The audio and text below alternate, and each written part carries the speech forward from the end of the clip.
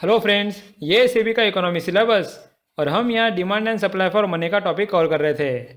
इसमें हम demand for money के 6 थेरीज दिख रहे थे, जिसमें से हमने अब तक केन्स थेरी तक कवर किया है। अगर आपने पहले वाले वीडियोस नहीं देखे तो मैं रिक्वेस्ट करता हूँ कि आप उसे देख लो। उसका रीज़न ये है कि ये टॉपिक एक दूसरे से रिलेटेड है, सो इन्हें समझने में आपको आसानी जाएगी। अब फ्रेंड्स, यहाँ टॉबिन्स पोर्टफोलियो अप्रोच स्टार्ट करने से पहले हम यहाँ केस थ्योरी के क्रिटिसिज्म देख लेते हैं। अब केस ने यहाँ अज्यूम किया था कि लोग यहाँ एक तो पैसे अपने हाथ में रखते हैं या फिर बॉन्ड्स में इन्वेस्ट करते हैं, लेकिन दोनों जगह नहीं रखते। और दूसरा अजम्पशन ये था कि M1 का इंटरेस्ट रेट से कोई रिलेशन नहीं है। सो इन दोनों अजम्पशन को गलत प्रूव करने के लिए कुछ इकोनॉमिस्ट ने अपने थेरीज निकाले। वो थे टॉबिन, बोमोल और या फ्रेडमैन। सो इस वीडियो में हम टॉबिन पोर्टफोलियो अप्रोच देखने वाले हैं। केन्स ने अज्यूम किया था कि एक तो पैसे हम होल्ड करते हैं या स्पेकुलेट करते हैं, दोनों साथ साथ नहीं होता। लेकिन यहाँ टॉबिन प्रैक्टिकल अप्रोच अपनाते हैं। वो बोलते हैं कि लोग अपना कुछ पैसा होल्ड करते हैं और कुछ पैसा स्पेकुलेट करते हैं। और इतना ही नहीं, टॉबिन ये भी बोलते हैं कि स्पेकुलेट करते वक्त लोग डाइवर्सिफिकेशन का यूज़ करते हैं, मतलब वो अपना पैसा सेफ और रिस्की एसेट्स में इन्वेस्ट करते हैं। साथ ही टॉबिन ये भी बताते हैं कि लोग रिस्क अवर्स होते हैं, मतलब अगर कोई सेफ एसेट और रिस्की एसेट से हमें सेम रिटर्न मिल रहा है तो हम सेम एसेट प्रीफर करेंगे। Okay. So, American economist James Tobin, in his important contribution, explained that a rational behavior on the part of the individuals is that they should keep a portfolio of assets which consist of both bonds and money. In his analysis, he makes a valid assumption that people prefer more wealth to less. According to him, an investor is faced with a problem of what proportion of his portfolio of financial assets he should keep in the form of money, which earns no interest, and interest-bearing bonds. The portfolio of individuals may also consist of more risky assets such as shares. According to the Tobin, faced with various safe and risky assets, individuals diversify their portfolio by holding a balanced combination of safe and risky assets. He points out that individuals' behavior show risk aversion, that is, they prefer less risk to more risk at a given rate of return. और friends, Keynes ने ये बताया था कि लोग interest rate को speculate करते हैं कि फ्यूचर में इंटरेस्ट रेट बढ़ेगा या कम होगा, लेकिन टोबिन स्पेकुलेशन की बात ही नहीं करते। वो बोलते हैं कि लोगों को फ्यूचर के इंटरेस्ट रेट के बारे में पता ही नहीं होता। यहाँ बस लोग ये डिसाइड करते हैं कि हमें बॉन्ड्स में जो रिटर्न मिल रहा है उसके लिए उतना रिस्क लेना सही रहेगा या नहीं रहेगा। Okay, so let's see what it says.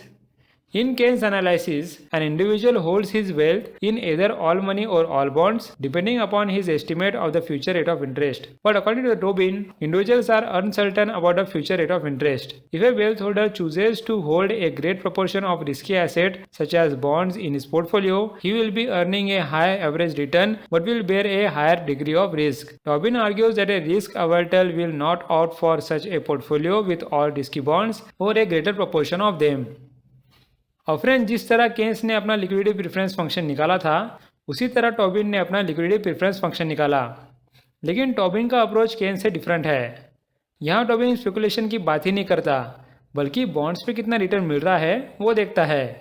सो यहाँ हम देखते हैं कि इंटरेस्ट रेट के चेंज होने की वजह से बॉन्ड के रिटर्न पे क्या फ़र्क पड़ेगा और लोगों की मनी होल्डिंग डिमांड में क्या फ़र्क पड़ता है।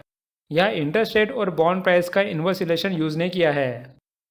सो फ्रेंड्स, पहला सिनेरियो देखते हैं जहाँ इंटरेस्ट रेट बढ़ रहा है। अब इंटरेस्ट रेट बढ़ने की वजह से बॉन्ड्स के रिटर्न बढ़ते हैं।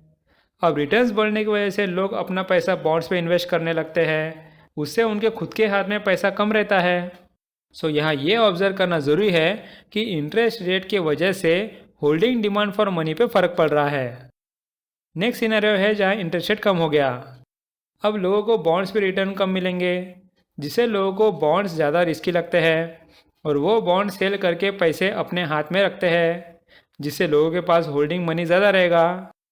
यहाँ भी इंटरेस्ट रेट से holding demand for money change हो रहा है, मतलब यहाँ इंटरेस्ट रेट और होल्डिंग डिमांड फॉर मनी का इन्वर्स रिलेशनशिप दिख रहा है। क्लियर है concept? So let's see what it says.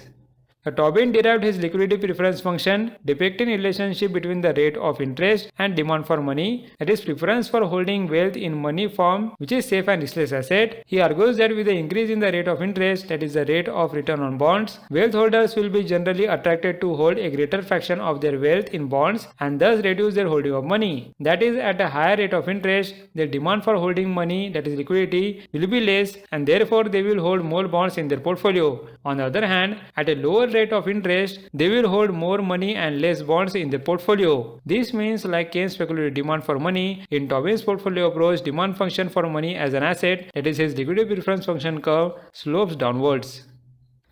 अब फ्रेंड्स, अगर हम इंटरेस्ट रेट और एसेट डिमांड फॉर मनी का कर्व बनाएं तो फिर उसका इनवर्स रिलेशनशिप कर्व इस फिगर में आप देख सकते हो।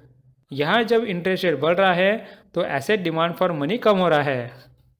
So this downward sloping liquidity preference function curve shows that the asset demand for money in the portfolio increases as the rate of interest on the bond falls. In this way, Tobin derives the aggregate liquidity preference curve by determining the effects of changes in interest rate on the asset demand for money in the portfolio of individuals.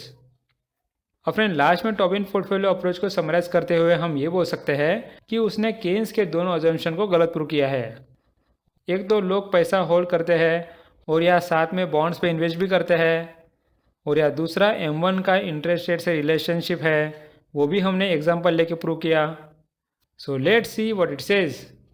Tobin's approach has done away with the limitations of the Keynes theory of liquidity preference for speculative motive, namely individuals hold their wealth in either all money or all bonds. Thus, Tobin's approach, according to which individuals simultaneously hold both money and bonds, but in different proportion at different rates of interest, yields a continuous liquidity preference curve. Further, the Tobin's analysis of simultaneous holding of money and bonds is not based on erroneous Keynes assumption that interest rate will move only in one direction, but on a simple fact that individuals do not know with certainty which way the interest rate will change. It is worth mentioning that Tobin's portfolio approach, according to which the liquidity preference, that is demand for money, is determined by the individual attitude towards risk, here can be extended to the problem of asset choice when there are several alternative assets, not just two of money and bonds. So friends, यहाँ हमारा टॉबिन्स portfolio approach cover हो गया। Next video में हम बॉमर्स inventory approach पढ़ेंगे। So thanks for watching and meet you in the next video.